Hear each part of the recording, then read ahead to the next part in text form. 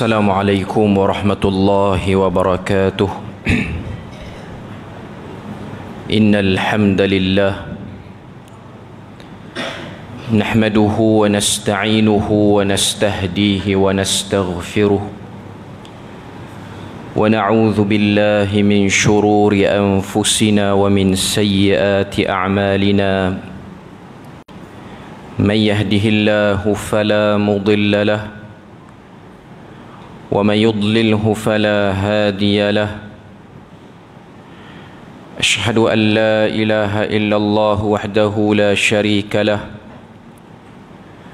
وأشهد أن محمدا عبده ورسوله.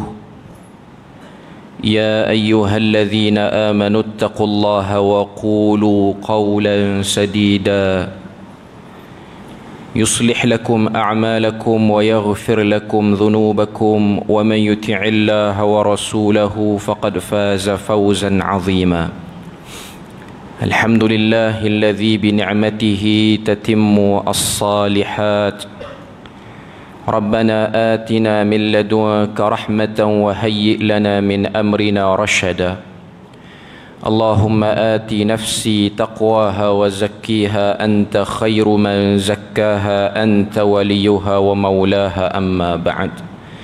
Alhamdulillah, syukur pada Allah Azza wa Jal kerana dengan rahmat dan juga limpah kurnia yang Allah Ta'ala berikan dapat kita bersama pada malam ni, menyambung perbahasan daripada Mukhtasar Minhajul Qasidin karangan Imam Ibnu Qudamah Al-Maqdisi rahimahullahu ta'ala. Sambungan kita masih lagi pada muka surat yang ke-33, iaitu di bawah tajuk peranan dan kewajipan pendidik dan pembimbing. Dalam buku tu ditulis peran dan kewajipan. Peran tu bahasa Indonesia, bahasa Melayu kita peranan, ataupun dalam teks Arab ni adabul muallim wal muta'allim, iaitu adab-adab, perkara-perkara yang bersangkutan dengan pelajar dan juga pengajar, pelajar dan juga guru sekaligus.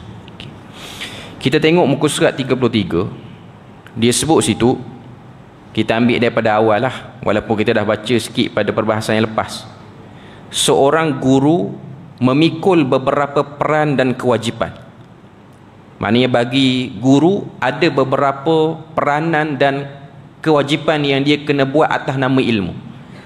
Di antaranya dia sebut situ asy-syafaqatu 'alal muta'allimin, menyayangi anak-anak didiknya, memperlakukan mereka seperti anak-anaknya sendiri, tidak mencari upah dalam upaya mentransfer ilmu kepada mereka. Maknanya tidak menjadikan upah tu tujuan utama. Ianya bahagian daripada rahmat dan juga nikmat kalau dapat, tapi ianya bukan keutamaan.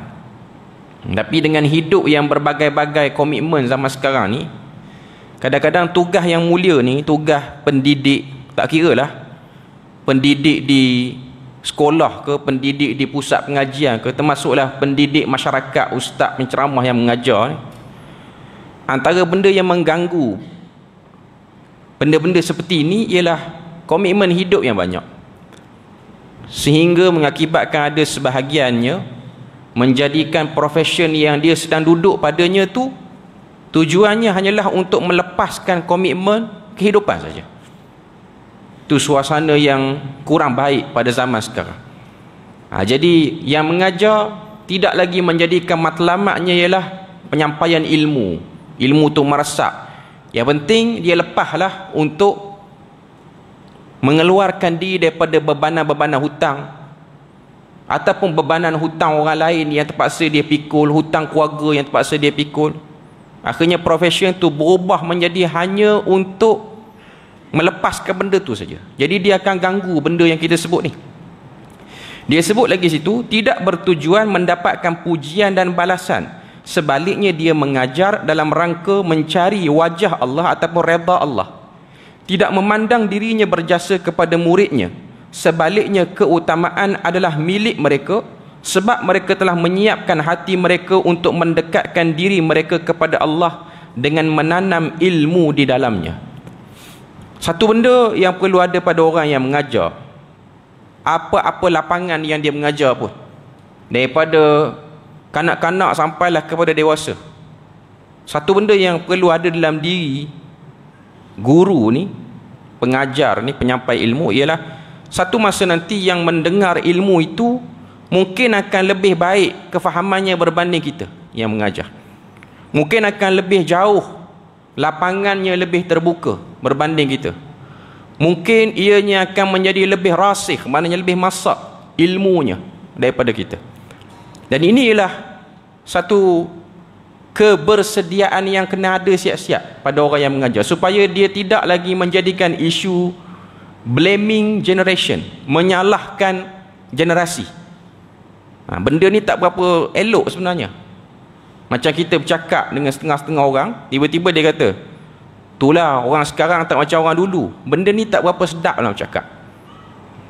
Memanglah ada betulnya pada setengah keadaan, tapi sebenarnya ianya kadang-kadang membunuh juga perasaan orang-orang yang direndahkan tu. Macam kita sebut, budak-budak sekarang dia tak macam kita dulu, dia lain perkataan itu. Tambah-tambah diucapkan di hadapan memang orang yang zaman itu ataupun generasi itu, tidak menjadikan ianya sebagai ucapan, sebab dia ada unsur apa? Iaitu unsur meremehkan. Dan benda tu dilarang dalam agama. La yaskhar qaumun an qaumin. Kita baca dalam surah Al-Hujurat, Tuhan sebut tidak boleh mempersendakan satu orang, satu kaum terhadap kaum yang lain, satu generasi ke generasi yang lain. Ialah kadang-kadang dalam mengajar ni dia telajak sikit mulut, ataupun dipanggil sabqul lisan. Dia bila mana kita tengok sebahagian daripada yang belajar, mungkin ada guru-guru, cikgu-cikgu dalam kuliah ni, kadang-kadang kita rasa geram dengan anak murid. Kadang-kadang kita tersebut, zaman saya dulu, dia nak menghikayat dah, nak menghikayat. Dia nak lari dah. Kadang-kadang betul, kadang-kadang tak betul pun cerita tu. Zaman saya dulu tak macam awak semua ni. Benda tu bahaya. Jarang-jarang sekali boleh, tapi selalu menggunakannya, ia tidak membentuk ataupun tidak menjadi satu kaedah yang terbaik untuk memberi pengajaran yang begitu berkesan. Jadi itu benda yang perlu untuk diambil perhatian untuk guru lah di sini. Dia sebut sini. Okay. Mereka ibarat orang yang meminjamkan ladang bagi siapa yang menanamnya.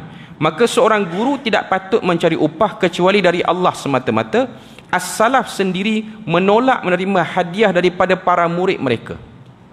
Tapi tengok pada keadaan lah. Maksud tidak menerima hadiah sini, kalau kita tengok perhargaan yang melampau-lampau. Mengambil upah ni kalau kita tengok memang wujud daripada dulu lagi pun. Sebab tu guru-guru dulu, contoh kita ambil macam Imam Abu Hanifah, dia ialah orang yang ambil upah daripada pengajaran dia. Imam Malik apa semua. Sebab tu dia orang pun ada duit. Kita tengok dalam Syiar A'lam An-Nubala, cerita tentang anak murid kepada Imam Abu Hanifah, iaitu Imam Abu Yusuf. Imam Abu Yusuf ni murid kanan pada Abu Hanifah, antara yang betul-betul belajar rapat dengan Imam Abu Hanifah. Wafat Imam Abu Hanifah, dia pun pergi ke Madinah belajar pula dengan Imam Malik. Dia ada kawan dua orang, Imam Abu Yusuf dengan Hasan Asy-Syaibani. Imam Asy-Syaibani ni, dua orang ni kawan rapat, selalu menghadiri pengajian Imam Abu Hanifah, pengajian fiqh lah. Jadi ada satu tempoh tu, Imam Abu Yusuf ni dia tak datang. Dalam tempoh waktu yang agak lama juga dia tak datang. Jadi keprihatinan Imam Abu Hanifah ni, dia tanya kawan-kawan yang lain, mana pergi kepala telaah ni, istilah dia kepala telaah lah orang kita ni, maknanya macam ketua kelas lah juga, monitor ni. Sebab yang ni yang paling nampak begitu beri perhatian. Lalu orang kata dia ada problem dengan family dia yang menyebabkan dia terpaksa tangguh pengajian. Lalu dikirim 1,000 dinar. Duit Imam Abu Hanifah tu dikirim 1,000 dinar untuk dia, untuk Imam Abu Yusuf, supaya Imam Abu Yusuf tu selesaikan urusan dan kembali cepat ke tempat pengajian. Ni dia panggil Asy-Syafaqah, rahmat. Saya nak sebut sini, kok mana yang boleh ada 1,000 dinar tu? Kok mana boleh ada? Sebab dia ada upah lah.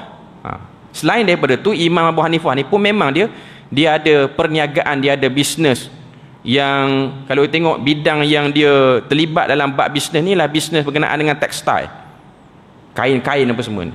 Dia berniaga. Sebab tu kita kalau kita tengok dalam mazhab Hanafi lah mazhab yang paling realistik dengan kaedah jual beli zaman sekarang. Sebab pendiri mazhab itu ialah seorang businessman. Jadi dia tahu apa yang diperlukan, halangan. Berbeza dengan mazhab-mazhab yang lain, kadang-kadang dia agak rigid, ataupun kadang-kadang kita tengok cara dia mengeluarkan hukum tu macam tak kena dengan realiti satu zaman. Tapi Imam Abu Hanifah, dia paling awal antara 4 mazhab ni. Yang awal sekali ialah Abu Hanifah. Meninggal tahun 150 Hijrah. Tahun dia meninggal, tahun tu lah lahir Imam Syafi'i.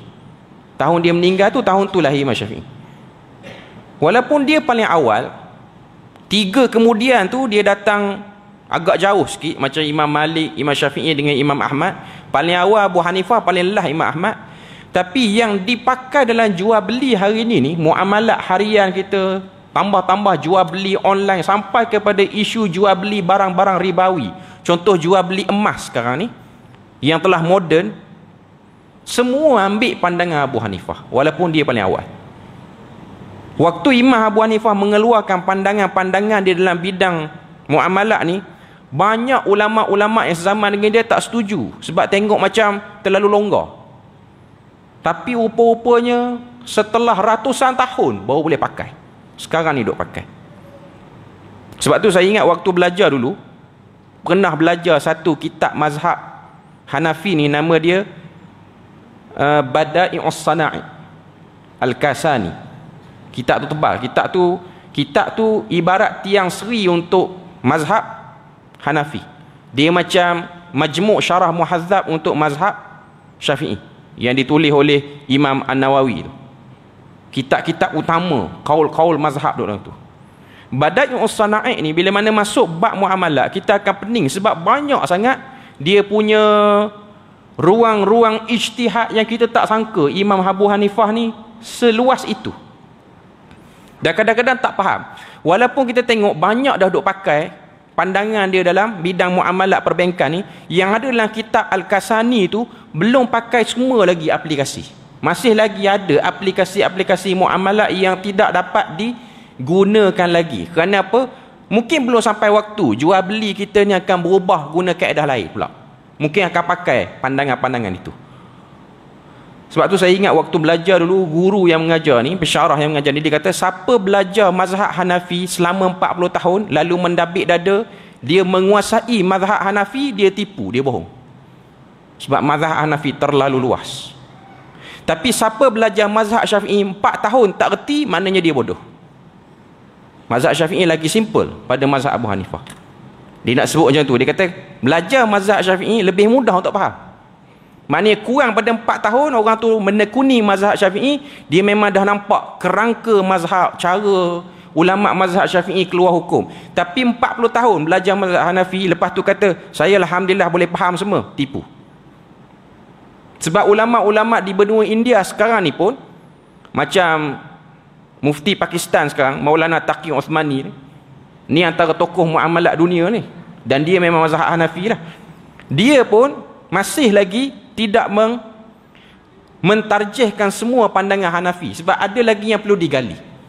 Walaupun kita tahu cara pembelajaran mazhab di benua India kebanyakannya ambil daripada mazhab Abu Hanifah. Dia negara Iraq dengan benua India paling banyak sekali orang-orang alim dalam mazhab Hanafi ni. Macam kita ni memang banyak mazhab Syafi'i lah. Dan mazhab Hanafi ialah mazhab yang paling ramai pengamalnya di dunia. Pengamal pandangan dia di dunia. Kita pun termasuk pengamal pandangan dia, cuma kita tak tahu je. Sebab kita memang duk pegang pandangan-pandangan dia pun, terutama dalam bab muamalat hari ni. Tuan-tuan buat kenduri ni, mesti orang buat kenduri ni, bayar duit catering, lepas siap makan ke dah bagi dah deposit. Kalau tuan-tuan yang buat majlis-majlis kahwin, kenduri apa, kenduri akikah ke, kenduri kahwin ke, kita pun tempah catering makanan. Biasa tempah catering makanan dia minta dah deposit. Dia minta lah biasa 500 ke 1000. Tuan-tuan tahu tu pandangan siapa? Abu Hanifah. Itu bukan pandangan Syafi'i. Pandangan Syafi'i kena buat majlis habis dulu baru bayar, baru sah. Mazhab Abu Hanifah saja yang membenarkan bai'ul urbun. Urbun tu maksudnya lah deposit, bagi deposit. Sekarang ni semua benda nak kena ada deposit tu lah. Semua benda. Kalau time musim raya nanti nak gunting rambut pun kena bagi deposit. Tanya orang lelaki, bila mana beratur nak gunting rambut malam raya ke 2 hari sebelum raya, bagi deposit dulu nak dapat dia punya nombor beratur tu. Rambut tak potong lagi. Kalau ikut mazhab Syafi'i itu tidak sah sebab dia ada unsur gharar. Tapi untuk zaman sekarang yang menipu bukan hanya penjual, yang menipu juga ialah pembeli. Pembeli sekali pun boleh tipu juga penjual. Kalau kita tengok, kita pegang pandangan mazhab Syafi'i tu, kemungkinan yang akan berlaku pada penjual macam mana? Penyedia perkhidmatan. Contoh orang yang buat catering makanan, dia pakai pandangan mazhab Syafi'i. Tak apa, saya tak ambil bayar. Dia pun deal tarikh apa-apa semua. Sampai tarikh hari kenduri tu, tiba-tiba yang buat kenduri kata, tak jadi lah, minta maaf. Kawan dah beli ayam, dah beli daging apa semua. Kan ada risiko kerugian di situ. Jadi itu dia panggil pandangan yang diamalkan dalam zaman kita ni. Cuma nak sebutnya ialah Imam Abu Hanifah ialah satu orang yang memang ada penghasilan daripada pembelajaran dia, penghasilan daripada pengajaran dan juga pembelajaran. Jadi dia ambil juga upah, tapi dia tak melampau-lampau lah. Bukanlah sekali masuk kelas dia kena bayar sampai dekat 2,000. Dia macam zaman kita ni yang jadi masalah, orang jadi skeptik ataupun stigma yang buruk terhadap orang mengajar agama. Sebab apa? Kelas Quran online je pun. Cuma mungkin kelas dia tu dia buat studio dia cantik, lampu merelik apa semua, 5 sesi 2,500. Tersandar orang nak join. Tapi kelas-kelas yang free tak kena bayar pun orang tak datang tak? Jadi antara dua dilema, kedua-dua keadaan duk berlaku. Cuma nak sebutnya antara memberi upah dan antara melampau mengambil upah. Itu dua benda yang perlu dibezakan. Kemudian perenggan kedua dia sebut, di antaranya hendaknya tidak kikir dalam menasihati penuntut ilmu, memperingatkannya dari akhlak-akhlak buruk, kerana bahasa halus sebisa mungkin bukan menjelek-jelekkannya, kerana hal itu merobek hijab kewibawaannya. Yang kedua dia sebut, buku kita muka 33 tu, perenggan kedua tu, sebolehnya seorang guru itu berhikmah.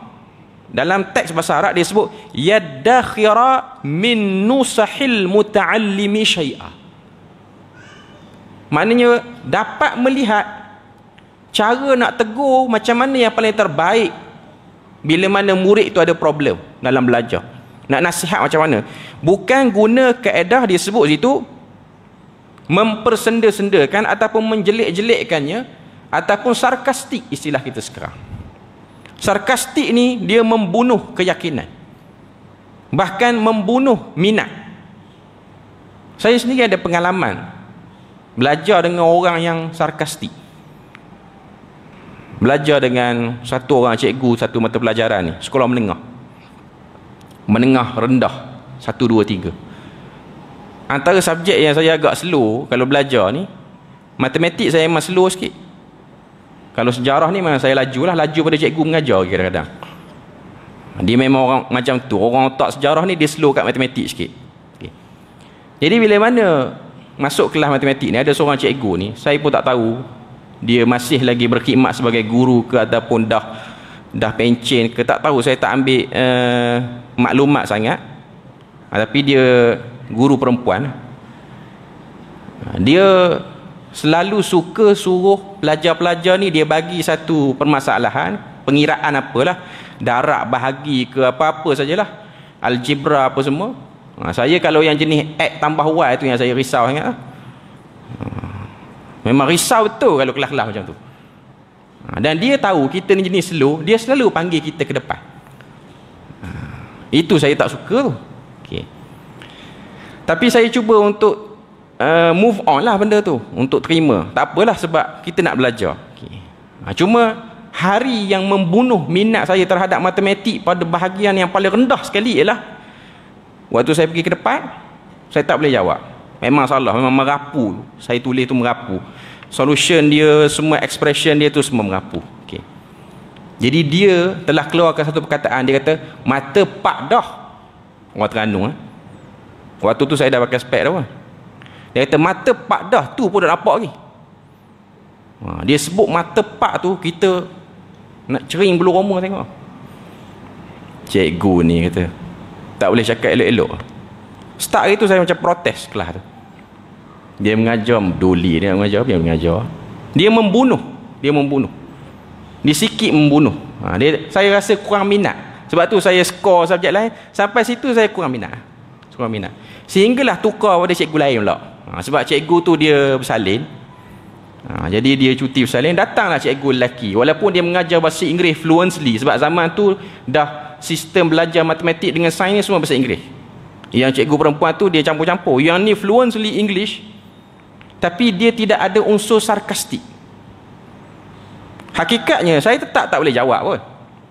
Tapi saya lebih minat kelas dia. Sebab apa? Sebab dia tidak membenarkan kawan-kawan ketawa di belakang. Sebab saya ingat cikgu tu dia kata dekat saya, mata pak dah tu pun tak nampak lagi, kawan-kawan duk ketawa kecil di belakang. Yang tu yang kita jadi, orang Terengganu panggil bera. Bukan bera Pahang tu. Bera ni maksudnya muka malu, jatuh air muka. Bera muka.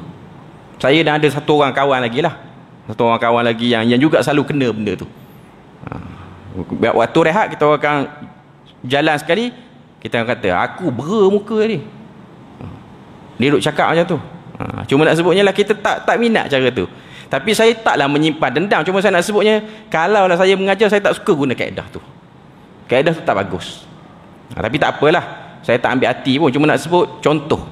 Jadi datang guru yang ganti ni, walaupun dia guru yang daripada belum lagi, orang kata apa, belum selesai lagi pengajian dia, IPG lah, diploma pendidikan apa semua, tapi cara dia mengajar dia agak tidak ada unsur sarkastik.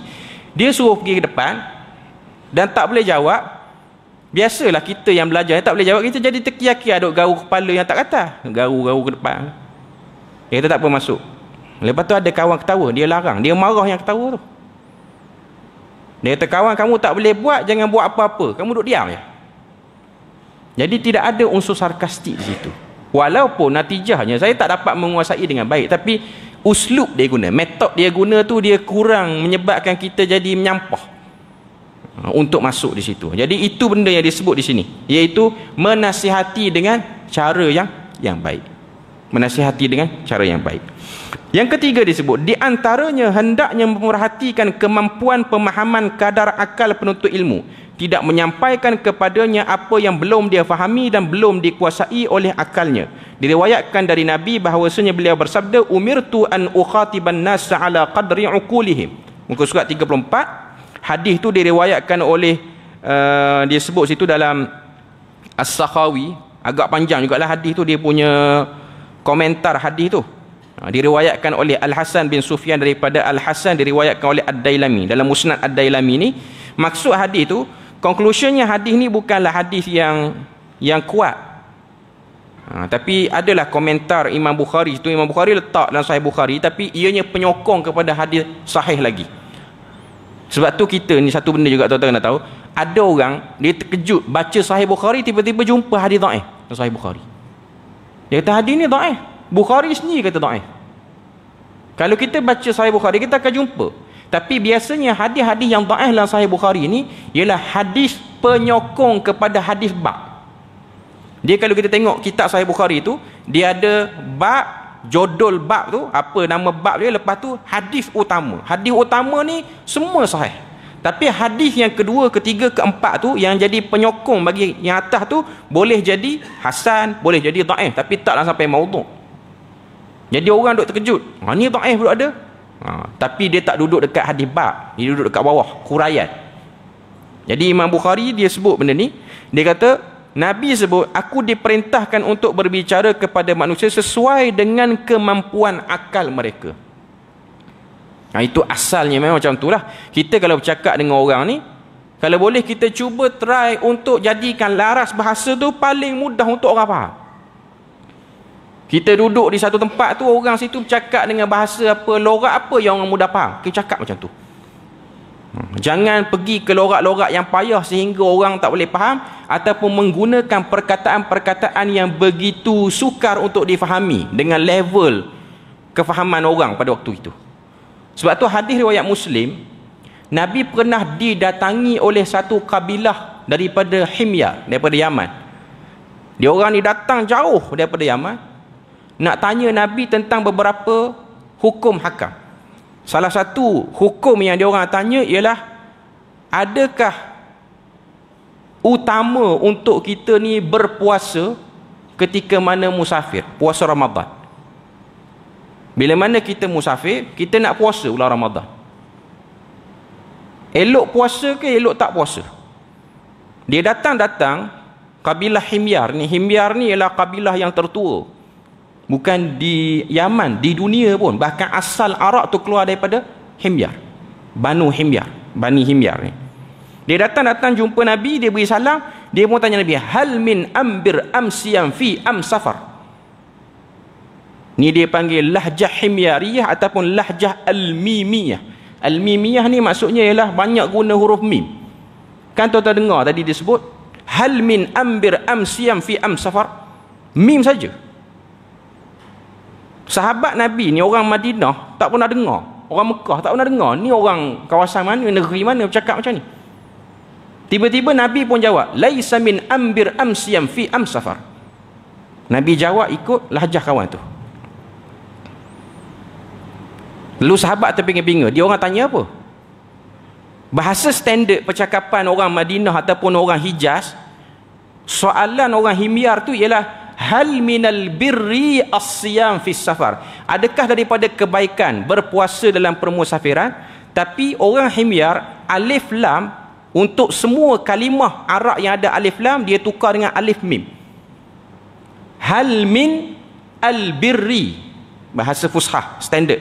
Tapi dia orang sebut hal min ambir am siyam fi am safar, mim semua. Nabi pun jawab, laisa min ambir am siyam fi am safar. Bukan daripada kebaikan satu orang tu berpuasa dalam musafir. Orang Himyar dia akan sebut alif lam itu dengan alif mim. Macam masjid kan, dalam bahasa Arab kita sebut al masjid, dia orang akan sebut am masjid. Macam tu. Kalau kereta as-sayyarah, dia orang akan sebut am sayyarah. Dia semua tukar pada huruf mim. Dia panggil lahjah al-mimiyah ataupun al-himyariyah. Itu cara dia bercakap. Cuma untuk pengetahuan sikit tuan-tuan dan puan-puan, antara lahjah Arab yang paling sukar di dunia ni untuk difahami ni, bila mana saya sebut Arab, tuan-tuan jangan campur dengan orang Syria, jangan campur dengan orang Palestin, jangan campur dengan orang Maghrib. Dia orang ni tidak diiktiraf sebagai Arab, cuma penutur bahasa Arab.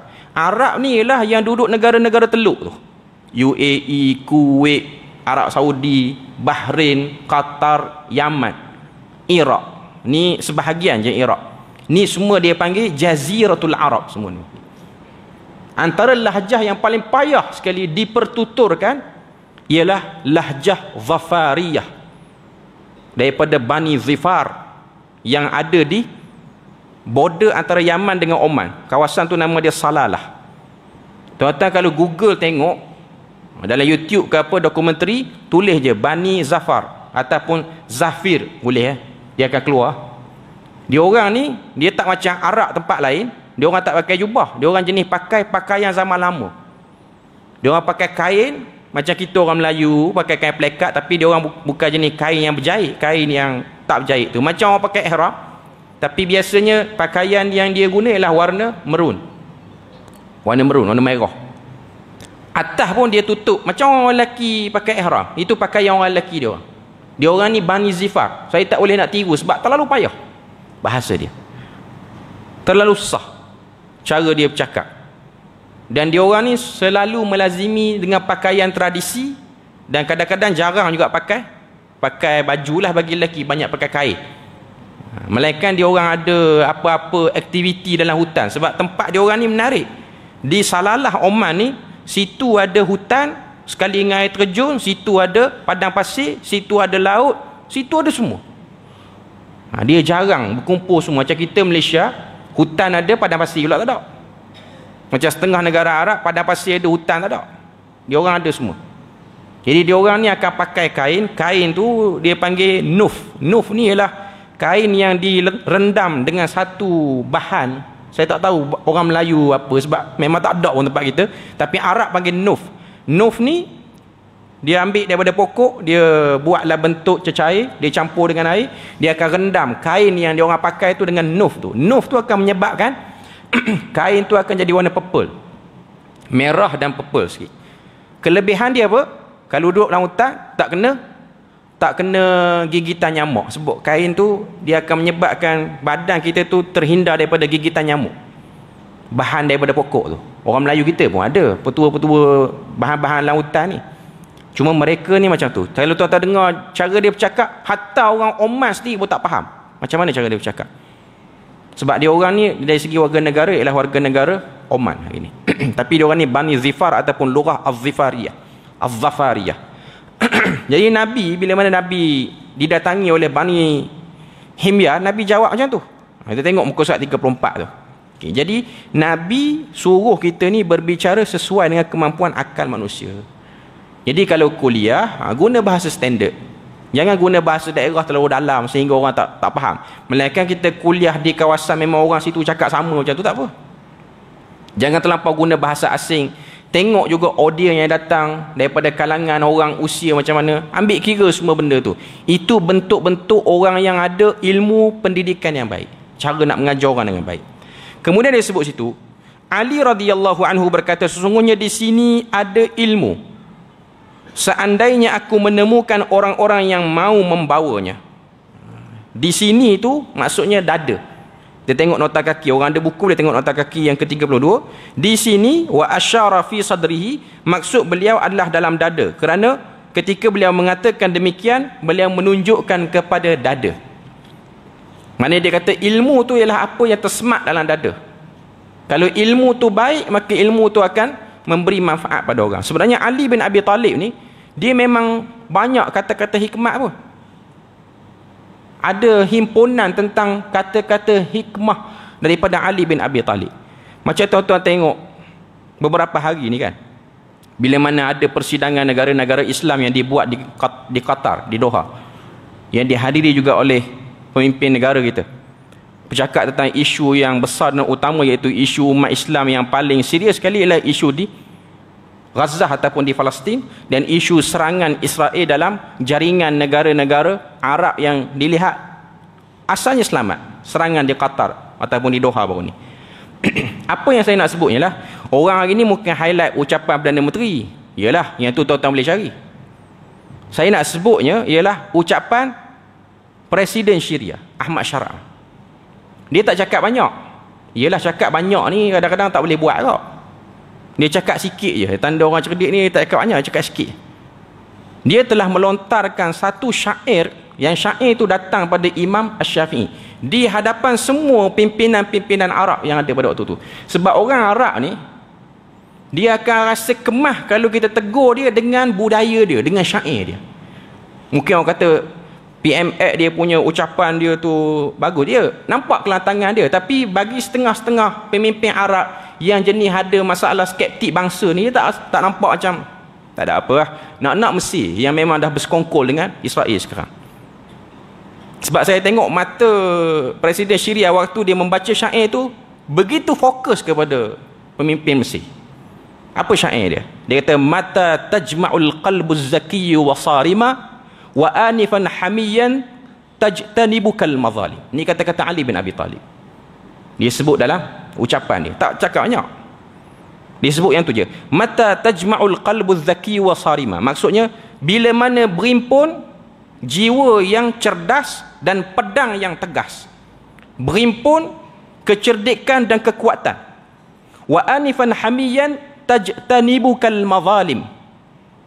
Maka jiwa yang mulia penuh bermaruah itu akan memelihara kamu daripada kezaliman. Ucapan ni direngkah dua baris. Tapi nak sebutnya, masalah terbesar hari ni ialah tiadanya berhimpun kecerdikan dan kekuatan untuk umat Islam. Tak ada. Ucapan tu ambil daripada ucapan Ali bin Abi Talib.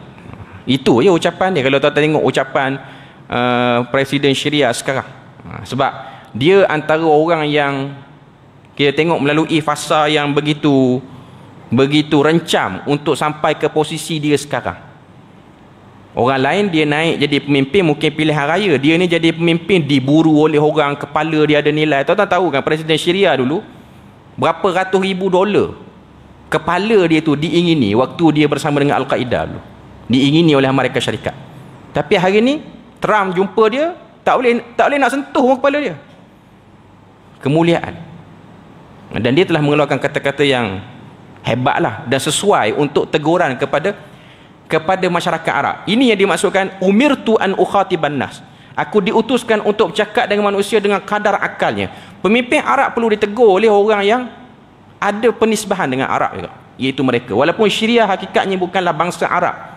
Mereka ialah Assyrian. Assyrian ni ialah bangsa yang campuran antara Rom dan juga Arab. Cuma mereka ni penutur bahasa Arab.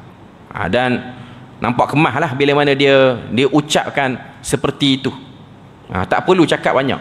Sebab memang daripada dulu lagi orang Arab ni, mereka akan diangkat semangat dengan syair, ditegur dengan syair, digerakkan kesatuan pun dengan syair, dipecah belahkan berkelahi pun dengan syair juga. Jadi itu cara paling terbaik. Dia memang apply umirtu an ukhatiban nas. Aku diutuskan untuk bercakap pada manusia ni sesuai dengan akal mereka. Jadi akal wahai pemimpin-pemimpin Arab ni memang kena dengar yang ni. Cuma kalau yang bukan Arab tu mungkin melanguk macam tu lah, dengar kawan tu sebut apa. Kalau penterjemah tu elok lah. Cuma dahsyat lah dia keluar perkataan tu, perkataan yang simple tapi straight to the point. Sebab perhimpunan-perhimpunan seperti itu sudah banyak kali berlaku, tapi darah umat Islam tetap lagi masih mengalir, kekejaman masih lagi berlaku. Jadi cakap banyak pun tak guna, bagi 2 baris itu dah cukup untuk beritahu realiti sebenar yang berlaku. Apa sebenarnya yang berlaku dalam kalangan umat Islam sebenarnya. Kalau tuan-tuan ingat dulu kan, beberapa puluh tahun yang lepas, persidangan yang macam ni pernah berlaku dah. Dia berlaku selepas daripada dijatuhkan hukuman gantung sampai mati kepada Saddam Hussein. Berlaku perhimpunan macam ni. Waktu tu Muammar Gaddafi, antara ucapan yang paling terkesan lah dalam perhimpunan tu, Muammar Gaddafi dengan lagak dia kata saudara kita telah pun mati dengan sebab kesilapan dia. Kan dia baik dengan mereka syarikat apa semua, dia jadi mangsa.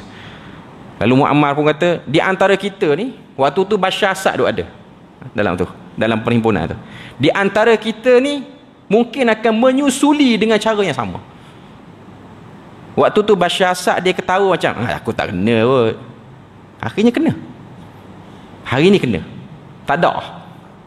Dua-dua tak ada. Dengan Muammar pun semua tak ada. Dua dah tak ada. Memang Bashar Assad hidup lagi. Cuma saya tengok gelagat pemimpin Mesir tu, dia macam rasa macam apa yang dia buat, sebab dia lah yang menjaga sempadan Rafah tu untuk masuk bantuan tu. Macam tak ada apa. Pendirian dia tu macam tak ada apa. Aku tak rasa aku sedang buat salah kepada umat Islam. Jadi itu ialah bentuk-bentuk pengajaran yang berkesan untuk masyarakat tu. Memang kena ajar ikut syair. Kita tengok apa yang Ali bin Abi Talib sebut situ. Asy-Syafi'i berkata, Ali bin Abi Talib dah selesai dah. Lepas tu Asy-Syafi'i rahimahullah berkata, ini dia punya syair Imam Asy-Syafi'i di situ. Dalam buku ni dia tak ada teks Arab tu, dia terus kepada terjemahan. Terjemahan dia, apakah aku menebarkan mutiara, aanshiru durran baina sarihatin ni'am, dalam kerumunan unta, a'anzimu manshuran lira'iyatil ghanam, apakah aku menyusun kata-kata indah bagi pengembala kambing, domba tu kambing lah. Wa man munihal juhalu ilman adha'ah, barang siapa memberikan ilmu kepada orang-orang bodoh, sesungguhnya dia telah mensia-siakan ilmu. Wa man mana'al mustawjibina faqad zalam, dan sesiapa yang menghalangi ilmu daripada orang yang minat, maka dia telah buat zalim.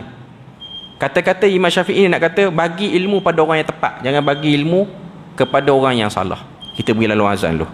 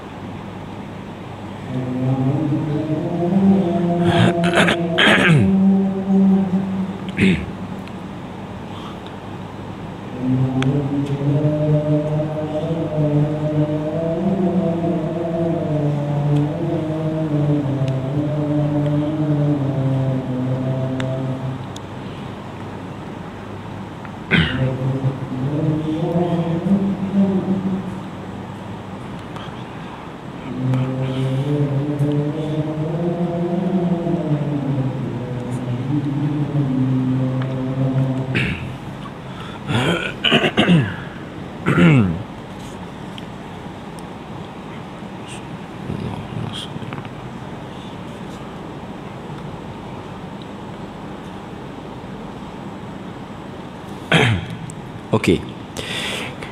Apa yang kita tengok muka surat 34 tu? Syair Imam Asy-Syafi'i tu dia nak sebut pada kita bahawasanya antara bentuk tidak ada kemahiran mengajarnya pada satu orang, dia beri ilmu kepada orang-orang yang jahil, maksudnya orang tu tak perlu ilmu tu, dan orang-orang yang perlu tidak diberikan ilmu padanya. Tak kenal, dia punya audience dia tak kenal, sasaran dia tak kenal.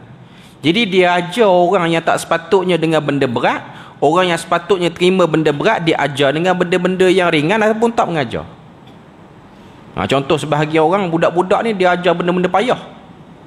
Tapi orang-orang yang berusia yang perlukan bimbingan, perlukan proses muhasabah, tidak dibuat apa-apa pengajaran, pembelajaran, tak ada. Tidak ada secara intensif dia punya pengajaran tu, tak ada. Tak berlaku. Untuk anak-anak ni bukan main, untuk exam, kelas tuitionnya apa.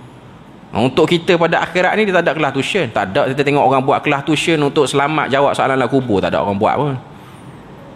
Kuliah tambahan ya, apa semua tak boleh. Dah ada macam-macam gangguan. Cuma nak sebutnya ialah itu antara bentuk yang perlu untuk difahami. Kemudian satu lagi kita nak perhabis fasal ni, di antaranya disebut muka surat 34 tu, hendaknya seorang pendidik mengamalkan ilmunya, perkataannya, tidak mendustakan perbuatannya. Yang ni yang paling berat sekali. Iaitu orang yang menyampaikan jangan menjadi orang yang disebut sebagai cakap tak serupa fikir. Dia bawa dalil muka surat 35 tu firman Allah Ta'ala ayat yang ke-44. Sebab tu ada satu orang tokoh tabi'in nama dia Ibrahim An-Nakhai. Ibrahim An-Nakhai ni guru kepada Sulaiman bin Mihran ataupun Al-A'mash. Ibrahim An-Nakhai ni dia buta.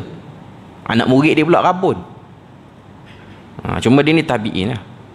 Kata Ibrahim An-Nakhai, aku tidak akan cepat-cepat menyebarkan satu-satu benda baik daripada agama ni, maknanya tak tergesa-gesa, tak kalut, sehingga aku meneliti beberapa ayat. Salah satunya lah ayat ni lah. Ayat 30, ayat 44 surah Al-Baqarah ni. Atamuruna an-nasa bil birri wa tansawna anfusakum. Kamu suruh orang buat baik tapi kamu lupa untuk buat baik. Kamu sendiri tak buat baik sedangkan kamu baca kitab. Selain pada tu dalam surah Saf Tuhan sebut, ya ayyuhallazina amanu lima taquluna ma la taf'alun kabura maqtan 'indallahi an taqulu ma la taf'alun. Ayat 2 dengan ayat 3. Kata Imam Ibrahim An-Nakhai, bila mana aku merenungi ayat ni, aku akan cuba cek balik setiap kebaikan yang aku promotekan ni, adakah aku daripada orang yang melakukannya ataupun mempraktikkannya. Sebab pembelajaran yang paling terbaik ialah praktikal yang dilakukan oleh guru lalu dilihat oleh anak muridnya, berbanding teori dalam bentuk lisan. Sebab teori dalam bentuk lisan ni kadang-kadang datang daripada hati yang riak, datang daripada kepetahan retorik dalam berucap, dan dia tidak bersifat tersemak dalam hati pendengar, hanya mungkin menjadi halua telinga ataupun jadi penaik semangat yang bersifat sementara. Kemudian dia sebut muka surat 35 tu kata-kata Ali bin Abi Talib situ sekali lagi, keburukan dan malapetaka menimpaku kerana dua orang, kata. Orang ilmu yang melanggar dan orang bodoh yang tekun beribadah. Dunianya jadi rosak kerana orang ilmu tak amal ilmu, orang bodoh kalau nak buat ibadah.